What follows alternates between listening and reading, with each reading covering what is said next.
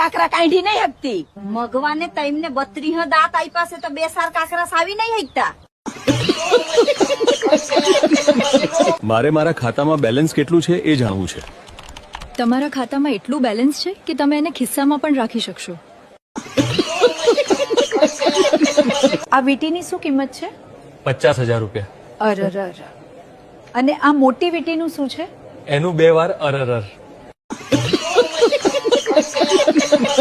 હે ડોહા, દાંત વગરનું કૂતરું કઈડે તો શું કરાય? અરે ડોયસી, દાંત વગરનું કૂતરું કઈડે તો હોય વગરના ઇન્જેક્શન લેવાના. ડોક્ટરે મને મોળી ચા પીવાનું કીધું છે. અલગ અલગ ચા નહીં બનાવું, લાડવો ખાઈને ચા પીજો એટલે મોડી જ લાગશે. હવે નવું વરસ આવી ગયું. ગયા વરે મારાથી કોઈ ભૂલ થઈ હોય, તમને કોઈ ખોટું લાગ્યું હોય, હા હા બોલ. તો આ વરસમાં પણ તૈયાર રહેજો. હું તો આવી જ રહેવાની. હમણાંથી તો બહુ મેસેજ આવે છે તમારે. અરે ફ્રેન્ડ ના મેસેજ છે. હા, હવે તમારું દિલ રહ્યું દરિયા જેવું. ગર્લફ્રેન્ડ હોય. ઈ દરિયામાં તારા જેવી ખતરનાક મગર રહેતી હોય તો માછલી ક્યાંથી આવવાની?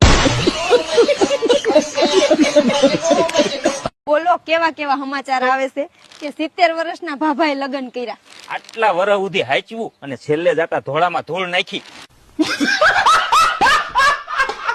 તમને ખબર છે બાજુવાળા નવી ગાડી લાવ્યા? તમે ક્યાંથી લાવશો? બાજુવાળા તો બીજું બૈરું લાવ્યા છે તો હું કઈ લાવું? એ તો હું મજાક કરું છું. તમે તમારા પતિને પસંદ નથી કરતા તો તમે એને છોડી કેમ નથી દેતા? હું એવું કઈ કરવા નથી માંગતી જેનાથી એ ખુશ થાય. સાન્તાક્લોઝ છોકરો કેમ છે, છોકરી હું કામ નથી? કારણ કે કોઈ પણ છોકરી દર વર્ષે એના ઈ કપડા પહેરી શકતી નથી, એ પણ એ જ તહેવાર પર.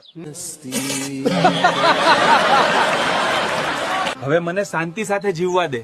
તમે જો શાંતિ સાથે જીવવા માંગો છો તો હું પણ આનંદ સાથે જીવવા માંગુ છું. પાડોશણ ને 5,000 ઉધાર આપ્યા હતા. કાલે માંગવા ગયો તો કે તમે બહુ હારા લાગો છો. હવે તમે જ કયો પૈસા પાછા મળશે કે પછી નાય લેવાનું? દાદા, પતિ પત્નીમાં સૌથી વધુ સમજદાર કોણ હોય છે? પત્ની. એવું કેમ? ઈ તો એવું કેવું પડે તો જ બધું રાગે હાલે.